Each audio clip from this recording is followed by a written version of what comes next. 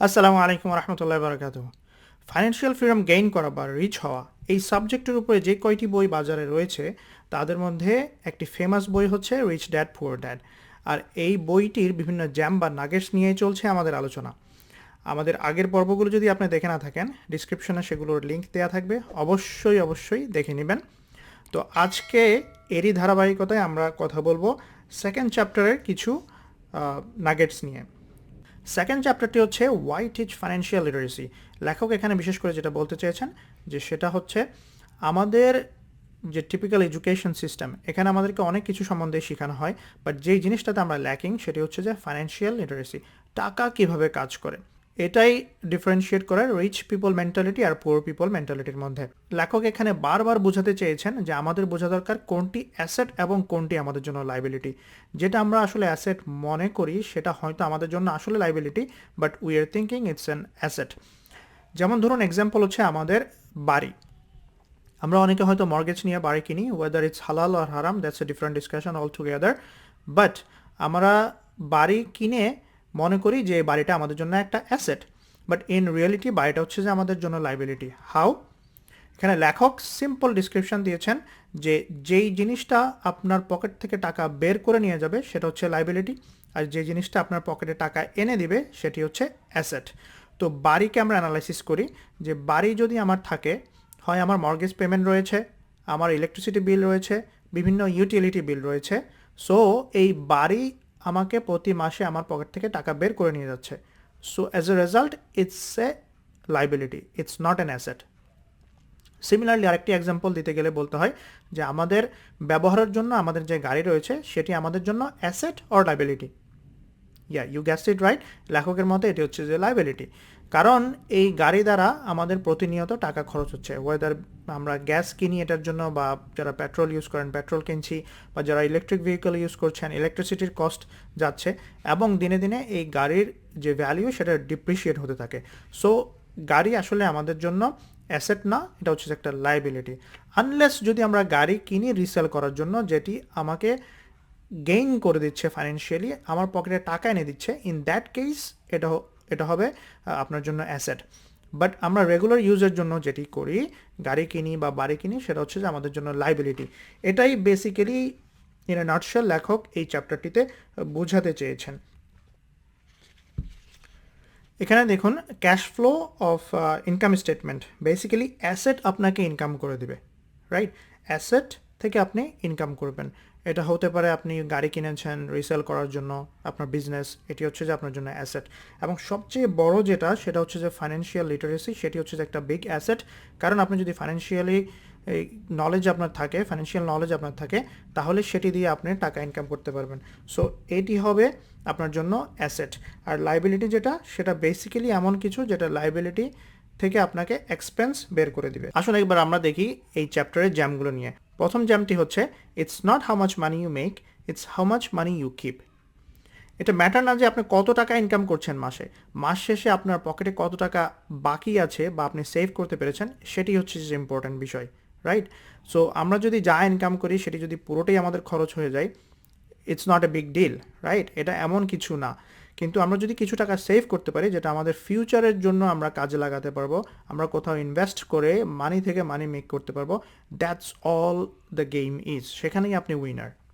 Second jam, intelligence solves problem and produces money, money without financial intelligence is money soon gone. Basically আপনার কাছে অনেক টাকা আজকে থাকতে পারে, বাট আপনি যদি না জানেন টাকা কীভাবে ম্যানেজ করতে হবে, ফাইন্যান্সিয়াল লিটারেসি যদি আপনার না থাকে, আপনি যদি ফাইন্যান্সিয়ালি ইন্টেলিজেন্স না হন, তাহলে এটা সেম অ্যাজ যে এই মানি খুব তাড়াতাড়ি আপনি লস করবেন। আজকে আপনার কাছে অনেক টাকা আছে, বাট আপনি যদি না জানেন কীভাবে ম্যানেজ করতে হয় টাকা, কালকে আপনার কাছে টাকা থাকবে না। That is what it is.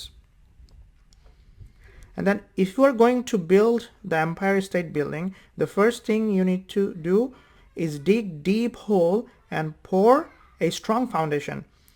If you're going to build a home in the suburbs, all you need to do is a 6-inch slab of concrete. Most people in their drive to get rich are trying to build an Empire State Building on a 6-inch slab.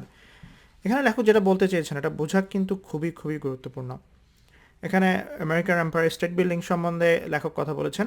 এটাকে আমি বাংলাদেশের পার্সপেক্টিভে যদি translate করি, সেটি হচ্ছে যে আমরা বড় একটা 8 তলা 10 তলা 20 তলা বিল্ডিং করতে চাচ্ছি ফাইন্যান্সিয়ালি, বাট আমার যে ফাউন্ডেশন, এই ফাউন্ডেশন কিন্তু যত আপনি উপরে যাবেন তত এটা ডিপে মাটির নিচে যেতে হবে। বাট এটা যদি আপনি ডিপ না করেন, ডিপ ফাউন্ডেশন যদি না হয়, তাহলে আপনার এই 8 তলা 10 তলা 20 তলা বিল্ডিং কিন্তু বেশি দিন লাস্টিং করবে না, এটা আজকে না হোক কালকে পড়ে যাবে। সো আপনার ফাউন্ডেশন যত স্ট্রং হবে তত আপনার উপরের দিকে আপনার বিল্ডিং তত স্ট্রং হবে। ওয়ারেজ আমরা যারা 1 তলা 2 তলা বাড়ি করি, 1 তলা 2 তলা বাড়ির জন্য একটু ডিপে গিয়েই কংক্রিট দিলেই হয়ে যায়, আমাদের অনেক ডিপ ফাউন্ডেশন করা লাগে না। লেখক এখানে যেটা বলছেন, এই অ্যানালজিটা বেসিক্যালি সেম। আমাদের ফাইন্যান্সিয়াল লিটারেসি ছাড়া যদি আমরা রিচ হতে চাই, ইটস সেম অ্যাজ যে আপনি একটু ডিপ করবেন, আপনি 1 তলা 2 তলা বাড়ির মতো ফাউন্ডেশন করবেন, আর উপরে আপনি 8 তলা 10 তলা বাড়ি করতে যাবেন। That is disastrous, right? এটা অবশ্যই কারোর জন্য ভালো হবে না। সো এই জন্যই বলছেন লেখক যে ফাইন্যান্সিয়াল লিটারেসি যেটা, সেটাতে আমাদের এডুকেটেড হতে হবে।